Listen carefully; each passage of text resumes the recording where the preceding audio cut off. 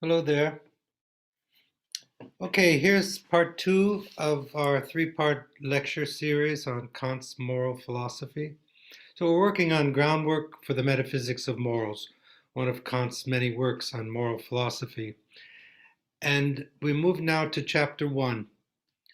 So chapter one starts with section seven. The first six sections are the preface that I went over with you. And the seventh section is key. But before we do that, perhaps we should think about the title of chapter one. Kant calls chapter one Passage from Common Rational Knowledge of Morality to the Philosophical. So this is typical of Kant's way of thinking. Rather than trying to prove morality, he just assumes that it's given. He does that with rational knowledge of objective reality too in his metaphysics. It's given that we have objective experience, he argues in the first critique. Or in the third critique, it's given that we have experiences of the beautiful and the sublime. But he asks, what are the conditions for the possibility of our experience of objective reality in the first critique? And in the third critique, he asks, how can there be? Or what are the conditions for the possibility of our experience of the beautiful and the sublime? And he does a similar thing in his moral philosophy in the second critique. Only this is working its way to the second critique, this groundwork for the metaphysics of morals. He assumes that it's given. There are moral actions in this world. We know that. And common rational knowledge of morality is quite aware of that. But what it lacks is a philosophical grounding. And in the last section, you'll see of chapter one, he shows why there needs to be this philosophical grounding, even though it seems as though common rational knowledge of morality is sufficient.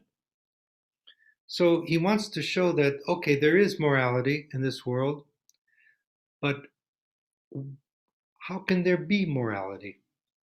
And he wants to come up with a purely a priori principle that's not based on human nature, not based on experience, not based on empirical grounds, but based purely on a rational understanding of the law of pure practical reason.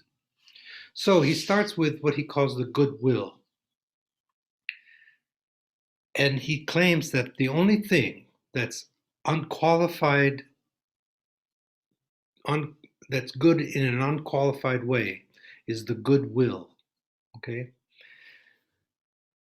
So I don't think it's off base to think of it in a Christian sense. He's thinking about the goodwill in the Christian sense, although he doesn't mention any religion here. So Kant claims and gives arguments for that the only thing that is good without qualification is the goodwill. So all other things may be good, like certain mental talents that he mentions. For example, it's good to have a good, strong intelligence, cognitive powers, or to be witty, or to have a good memory, and so on. Or certain qualities of temperament, or what the Greeks called excellence of character, like temperance, courage, or it's good to be decisive, it's good to persevere. These are all good things and good qualities to have, and they're desirable. But they can become bad and harmful when the will that makes use of these gifts of nature is not good, right? You can just think of villains from certain uh, films or novels. Some of them are quite intelligent. Some of them can control their passions and be cold-blooded criminals, right? So, such things as power, wealth, honor, good health, even total well being. Now he's touching on something we've studied already with Aristotle, this idea of eudaimonia, this total well being or happiness in the wide sense. All these are good, but if the will of such a person is not good, such things can make a person reckless, overly bold, unless the goodwill is present. And Kant lists so many other good qualities of a person that was prized by the ancients and moderns alike. But in each case, he also points out how these qualities may easily become bad unless founded on a good will.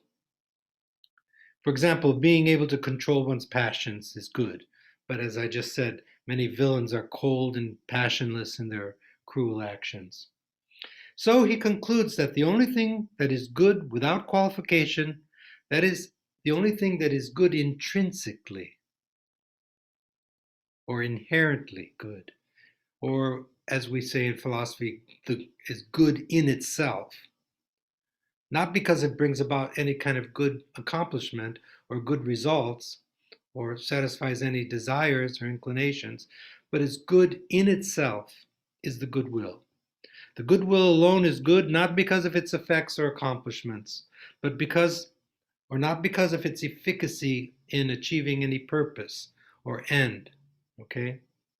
The goodwill alone is good without qualification because it's independent of utility in satisfying any inclinations or desires.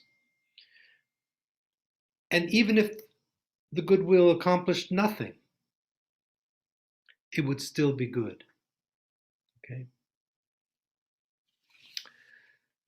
Okay, so that's an important. Now he's going to start with the goodwill, and he's going to analyze this more and go deeper and deeper. He's going to make a spiral deeper and deeper. And don't forget the main point of this whole book. It's odd to have a whole book focused on establishing, seeking out, and establishing one principle. And that's what this whole book is all about. Only he elaborates on it. He's making his way from common moral knowledge to this principle. So he starts with the goodwill. Now, section 8, the next section, is important. And I'm not going to offer my criticisms of this because I've been greatly influenced by Aristotle and by the ancient Greeks, who claimed that eudaimonia, or well-being, is chosen for its own sake. And Kant is putting the goodwill. You can see the movement from paganism to Christianity here too. But he argues that the goodwill and not happiness is the natural end of reason. So in the back of his mind, he has Aristotle, the ancient Greeks, but also in modern times the utilitarians who speak of the happiness of the multitudes too. So, but he deliberately doesn't mention anybody. He just wants to speak philosophically. If it includes Aristotle, John Stuart Mill of the utilitarians, then so be it. So the goodwill and not happiness is the natural end of reason, he claims. Here Kant takes up the ancient idea so eloquently and fully expressed in Aristotle that happiness, or eudaimonia, is the final purpose of human life, and hence the supreme principle of morality. Kant levels a series of arguments intended to show that happiness is subordinate to the goodwill, and happiness is not the purpose of our existence. One argument that he develops to show this is, if happiness were the purpose of our being, we would not need to have developed reason, because our natural inclinations are much more capable of leading us to happiness than our reason is. If happiness was the purpose of our being, we need only follow our instincts. In fact, reason often leads us away from happiness. But since humans are rational animals, in fact, it's our rationality that distinguishes us from the other animals and defines our characteristic as a species. And since reason does not lead to happiness, but rather to produce guidance for our will, reason's true vocation is to produce in humans a good will. And so happiness for Kant is a conditioned purpose, while the good will is the unconditional purpose of human life. So this part of Kant's critique of Aristotle and other philosophers who contend happiness is the final purpose of human life really exemplifies the movement from the pagan idea of the final purpose of human life, the supreme principle of morality, being the attainment of happiness, and that it's chosen for its own sake, and this Christian idea of the goodwill.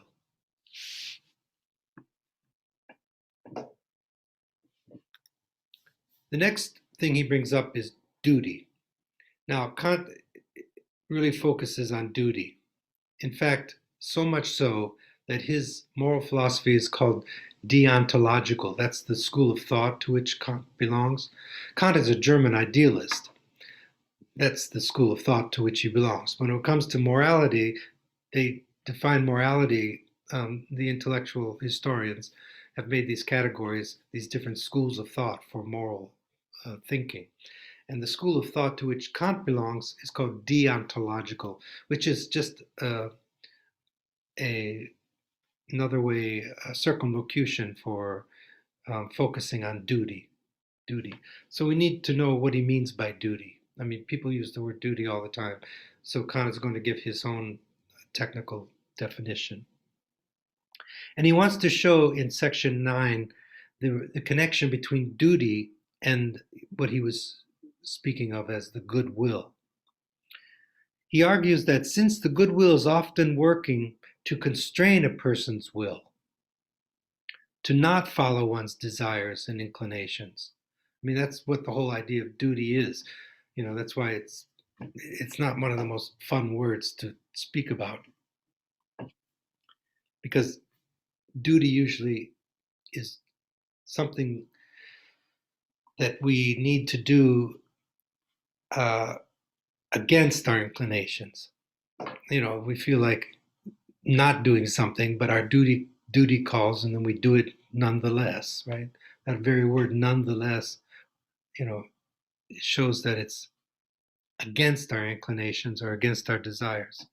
So he argues that since the goodwill is often working to constrain or to command a person's will to not follow one's own desires or inclinations, but to do the right thing, the goodwill manifests as duty, insofar as it constrains us against obstacles and personal inclinations.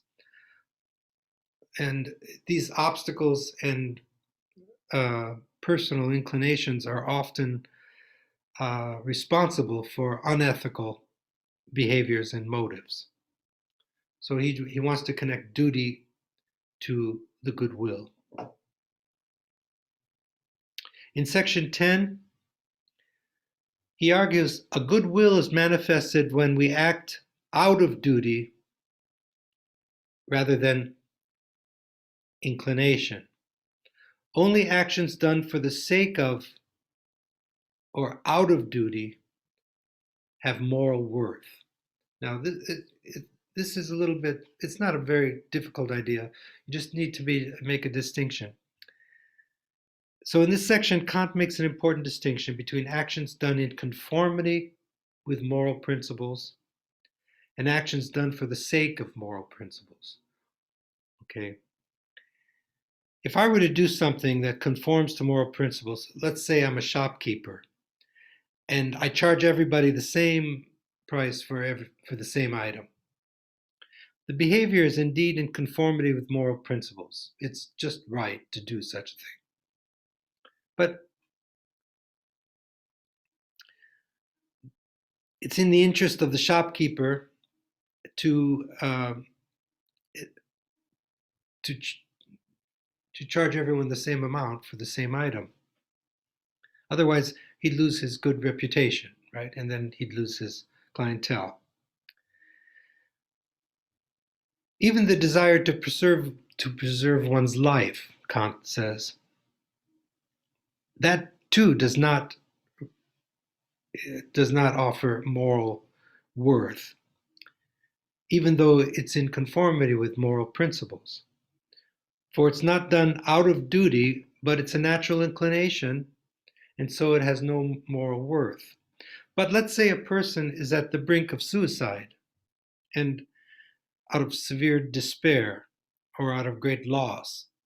But he does not take his own life out of duty for the moral law.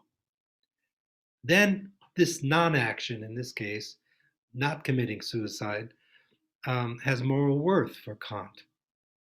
For Kant, then, moral worth is inextricably tied with duty to the moral law.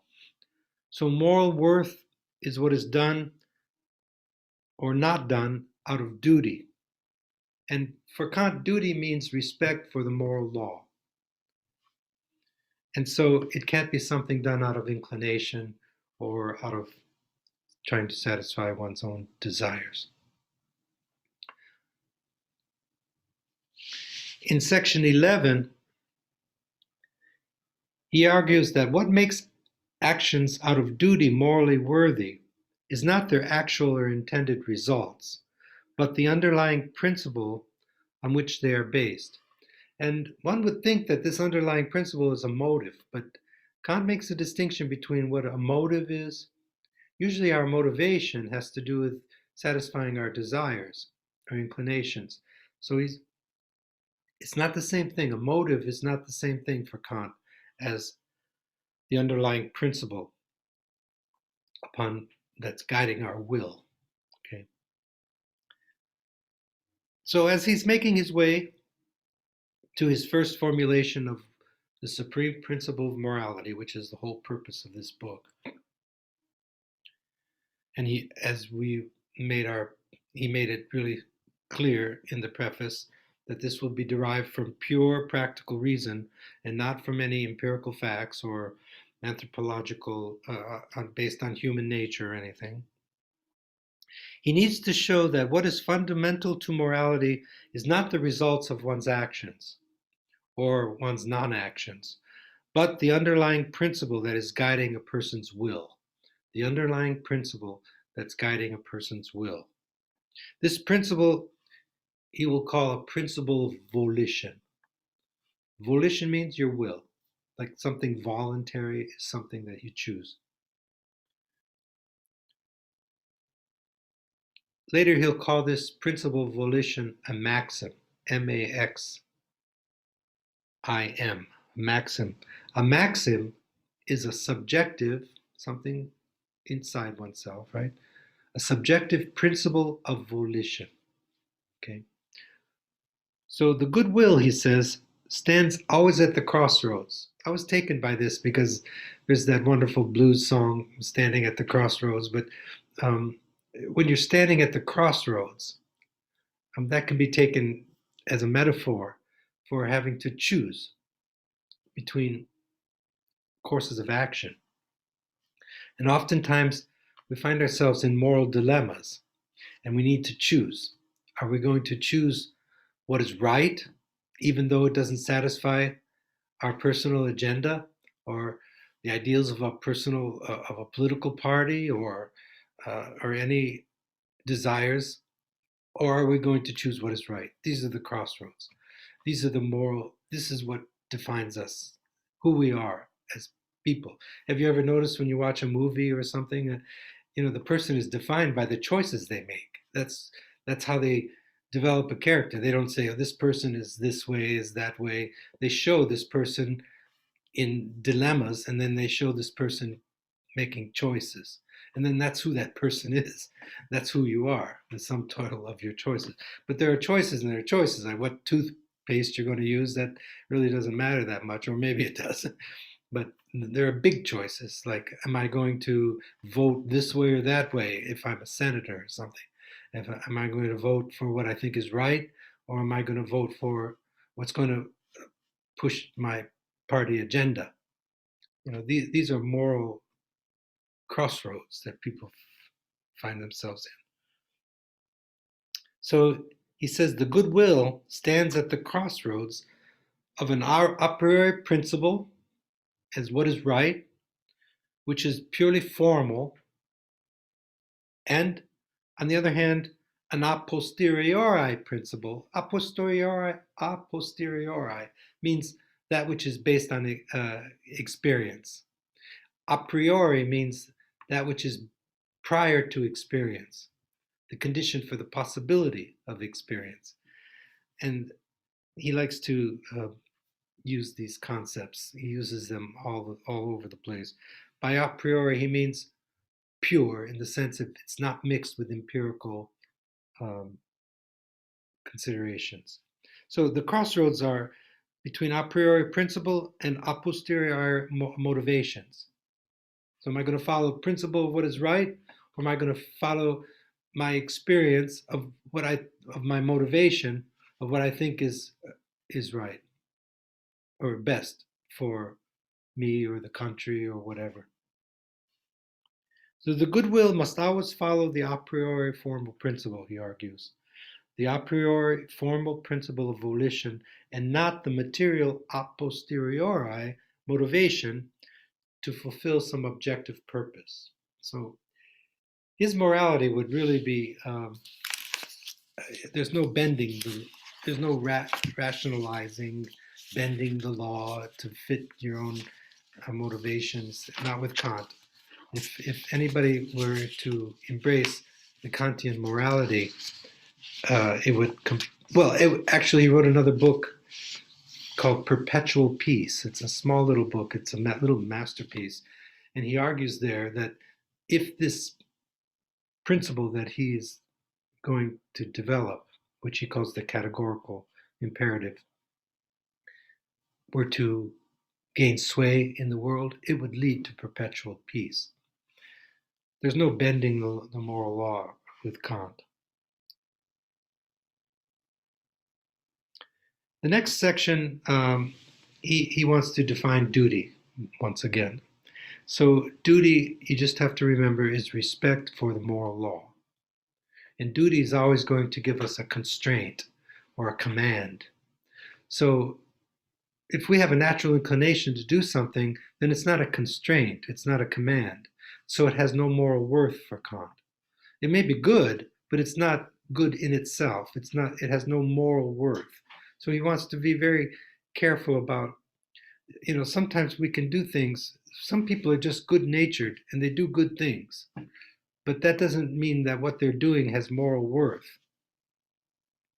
But then there's the crossroads that I told you about.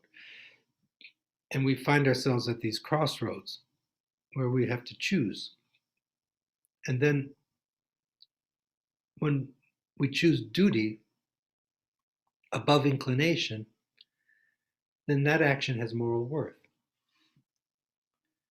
Like the example of the shopkeeper charging the same amount of money for the same thing for everyone. That doesn't have moral worth. It's a good thing that he does that, but it's in his best interest to do that. But the person who has gone through despair and great loss, who's on the brinks of suicide, and who doesn't commit suicide, that is an example of action done that possesses moral worth, because the action is done out of duty for the moral law. So duty is respect for the moral law. So he defines one more thing before he goes on to derive his supreme principle of morality. What is duty? In this section, he defines duty as respect for the moral law. As I said, he points out I cannot respect anything that serves my inclinations. And he's giving operational definitions for things. Okay, usually philosophers do that. Everybody does that. And did you ever notice that the same word has different meanings, in different disciplines? So you have to always ask yourself who's speaking and in what context, and then we find out. So the question is, what does Kant mean by duty? And he means respect for the moral law. So I can't respect anything that serves my inclinations. I may desire happiness or wealth or pleasure. I may have an inclination toward them in myself or be happy that others have them, but I can have respect only for something that commands and overpowers my inclinations. What commands and serves to overpower my natural inclinations is duty. But again, duty means means respect for the moral law. Okay, the section 13 is he's finally gotten to the main point of his whole book, and he's going to formulate now his supreme principle of morality, the principle of the goodwill. He hasn't lost that. He's saying, what is the condition for the possibility of a goodwill? There is a goodwill in this world. We see it all the time. How can there be a goodwill? He's asking why, the simple big question, why? So what is the principle upon which the goodwill is founded? The groundwork. That's why the book is called Groundwork. What is the grounding principle of the goodwill? So he's going to formulate his supreme principle of morality, this universal moral law. And he's going to formulate it now in a negative sense. And he's going to offer other formulations of the same law that sound completely different, but they're the same law. But he's going to formulate it differently in terms of this, in terms of that. That will happen in chapter 2. So in this section 13 of chapter 1, he offers his principle of the goodwill as his universal moral law. This is the supreme principle of morality that he claimed his groundwork was seeking to establish. He's going to formulate that principle in several other ways, as I just said, but here he does it this way. I ought never to act in such a way that I could not also will that my maxim should become a universal law.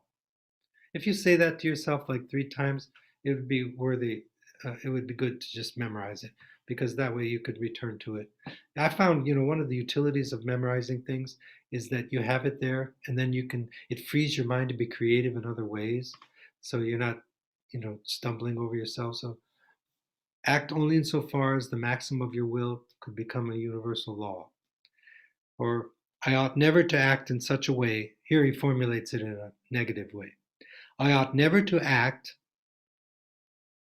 in such a way that I could not also will that my maxim should become a universal law. So what does he mean by that? He means that a person should never act in a way that his or her subjective principle of morality, of volition, his or her subjective principle of volition, that's what he means by a maxim. We'll talk about that in a minute. You should never act in a way that your subjective principle of volition could become a universal law. In other words, could not become a universal law. In other words, in considering what I should do, what I ought to do in any situation, I'm first to construct a maxim that is a subjective principle of volition. Okay, so let's say, for example, that I find myself in a dire situation financially, and I have a friend or an acquaintance who is quite rich. So let's say I'm going to ask him for a loan, and I promise that I'm going to pay him back. But I know full well that I'll never be able to pay him back, given my situation. Then, now here's the crossroads, right?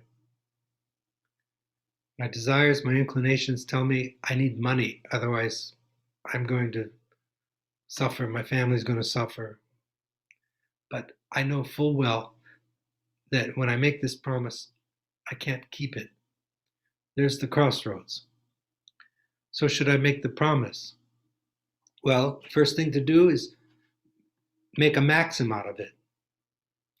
So a maxim he calls a typic. You make a typical situation. What if everybody did it? That's the way I think of it to myself. So if anybody were to find themselves in a dire situation, that that they should be able to make a promise to borrow money, knowing full well they couldn't pay it back. That would be the maxim. That's a subjective principle of volition. Now let's universalize that. How would things be if that were to become the rule? That would become like a universal law. Well, what would happen is there'd be no such thing as promise keeping. There'd be no promising. Because it would become an established fact that nobody has any obligation to keep their promise. But a promise means standing by your word, right? That's what a promise means. So there would be no promising. But how could I make a promise if there's no promising? It contradicts itself. I can't promise you I'll pay you back if there's no such thing as promising. So the principle destroys itself. It contradicts itself. And so I can't do it. I have to act out of duty for the moral law because it can't be universalized without contradicting itself. Okay, so that's the example of the wrongness of a lying promise. A lying promise, if that were to become universal, then promising would be destroyed. Okay, and that's the example. I'm using his example. That's in section 14. 15 and 16 are not hard. He just argues in section 15 that there's a general competence of ordinary human reason and judgment. He went back to go back to the title of the whole chapter. The chapter is called Going from Ordinary Knowledge of Morality to the Philosophical, and that's what he's done in chapter. He made a kind of spiral moving, starting with the goodwill, going down, down, down, defining the principles he's going to need, and finally, boom, he gave you his supreme principle of morality. And now in the penultimate section, 15, he says that ordinary human reason and judgment is competent, but